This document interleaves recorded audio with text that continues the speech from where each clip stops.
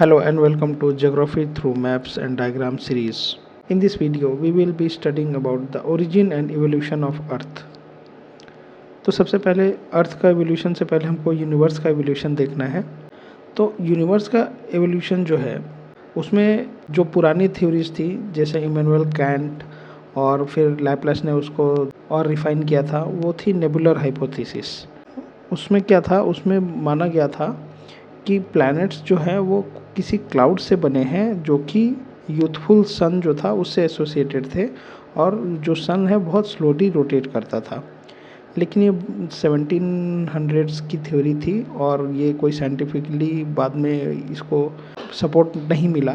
तो अब धीरे धीरे फिर जो मॉडर्न थ्योरीज़ की तरफ हम आए, तो फिर बाद में जो मॉडर्न थ्योरीज़ में मोस्ट पॉपुलर थ्योरी जो है वो है बिग बैंग थ्योरी, और इसको एक्सपेंडिंग यूनिवर्स हाइपोथेसिस भी कहा जाता है। और 1920 में एडविन हबल, जिसके नाम से हबल टेलीस्कोप भी है, उन्होंने एविडेंस भी दिया कि हमारा यूनिवर्स एक्सपैंड हो रहा है।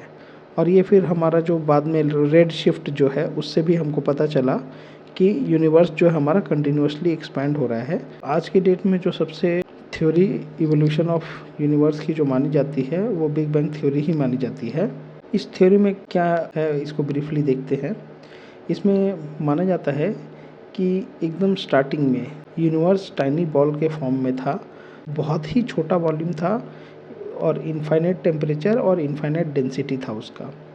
और रफली 13.8 बिलियन ईयर्स अगो, या आप बोल सकते हैं 14 बिलियन ईयर्स अगो, एक बिग बैंग इवेंट हुआ। ये जो उसको ज़ीरो टाइम मानते हैं, उस इवेंट को बिग बैंग कहते हैं। और वो बिग बैंग जो 14 बिलियन ईयर्स अगो जो हुआ, उसके कारण हमारा यूनिवर्स एक्सपैंड होने लगा। वो जो टाइनी बॉल था वो एक्सपैंड होने लगा और वो आज भी एक्सपैंड हो रहा है। और उसी को हम इवोल्यूशन ऑफ यूनिवर्स बोलते हैं। और उसमें फिर हम देखिए क्रोनोलॉजी में अगर देखते हैं तो बिग बैंग पहले जिस समय हुआ उसके बाद फिर कुछ पीरियड डार्क एजेस का है, मतलब वहाँ पे कुछ भी नहीं था, टेम्परेचर बहुत तेज़ी से ड्रॉप हुआ और जिसके कारण वहाँ पे एटॉमिक मैटर का डेवलपमेंट हुआ। और उसके बाद फिर स्टार्स अपीयर हुए, स्टार्स फिर आपस में मिले और गैलेक्सीज़ बनी। और उन गैलेक्सीज़ से फिर क्या हुआ कि जो प्लैनेट्स हैं उनका फॉर्मेशन हुआ, सोलर सिस्टम और जो हमारे बाकी सिस्टम्स हैं उनका फॉर्मेशन हुआ। और आज की डेट में जो मॉडर्न गैलेक्सीज़ हैं जैसे हमारी मिल्की वे गैलेक्सी, एंड्रोमेडा गैलेक्सी और भी बिलियंस ऑफ गैलेक्सीज़ हैं, इनका फॉर्मेशन होने के बाद ये आज भी दे कंटिन्यू टू एक्सपैंड।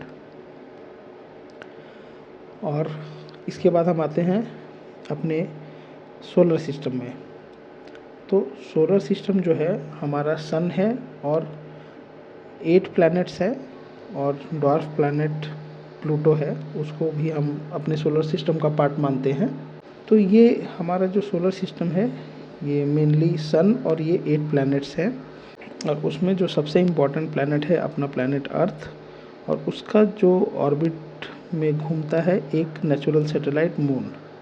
सबसे नज़दीक से सबसे फार में जाते हैं तो मरकरी, फिर वीनस, फिर Earth, Mars, Jupiter, Saturn, Uranus, Neptune, फिर प्लूटो भी आता है। तो मरकरी, वीनस, अर्थ और मार्स, इनको टेरेस्ट्रियल प्लैनेट्स बोलते हैं।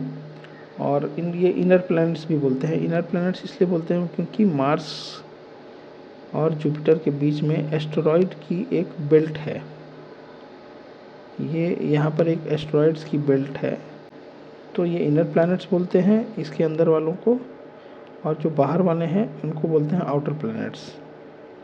Inner planets, outer planets.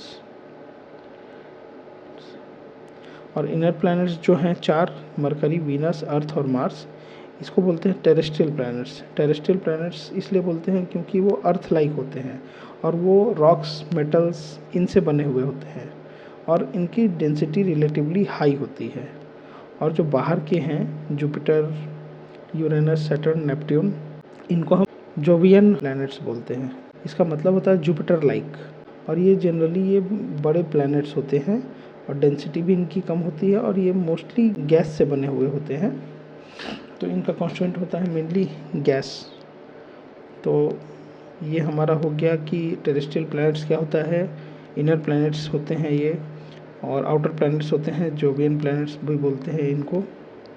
तो अब हम आते हैं अर्थ पे। तो अब हम देखते हैं अर्थ के बारे में। तो अर्थ इनिशियली जो था एक बैरन रॉकी था प्लैनेट, और इसका जो एटमॉस्फेयर था वो स्टार्टिंग में हाइड्रोजन और हीलियम था, और बाद में फिर धीरे धीरे जो फिजिकल प्रोसेसेस हुए और इवोल्यूशन होते होते आज का जो प्रेजेंट स्टेट है उस स्टेट पे अर्थ आया। और इसमें फिर डेवलपमेंट ऑफ लिथोस्फेयर हुआ अपना, फिर मून का फॉर्मेशन हुआ। जो मून भी है हमारा वो स्टार्टिंग में एकदम स्टार्टिंग में नहीं हुआ करता था, वो नेचुरल सैटेलाइट अभी है हमारा, लेकिन ये जो है ये अर्थ से ही बना है, और वो पहले अर्थ का ही पार्ट था और बाद में फिर बिग स्प्लैट एक इवेंट जिसको हम बोलते हैं या जाइंट इम्पैक्ट बोलते हैं, तो वो इवेंट के कारण वो अर्थ से डिटैच्ड हो गया और वो फिर अर्थ के अराउंड रिवोल्यूशन करने लगा। फिर अर्थ पे एटमॉस्फेयर और हाइड्रोस्फेयर कैसे हुआ ये हम आगे देखेंगे। और फिर अर्थ एक सबसे यूनिक प्लैनेट है इस सोलर सिस्टम जहाँ पे लाइफ एग्जिस्ट करती है। नेक्स्ट वीडियो में हम अर्थ के बारे में और अच्छे से स्ट्रक्चर के बारे में देखेंगे। Please do like and subscribe UPSC prep world.